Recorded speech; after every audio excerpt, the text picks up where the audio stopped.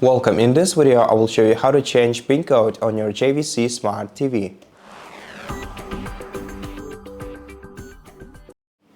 To change the PIN code on your TV, you're gonna have to navigate to the gear icon on the right side of your TV, then scroll down to Preferences tile and open it.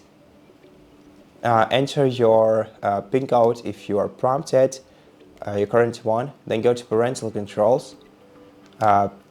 Turn your parental controls on if they are not turned on and enter your current PIN code. Now, if you don't remember your PIN code, you can either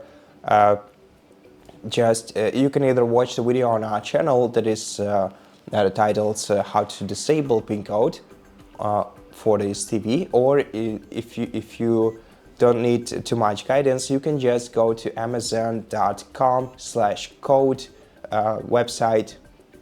webpage and sign in with your Amazon account there, and then just reset your PIN code in there. Now scroll down to change PIN option, click OK, and then enter your current PIN code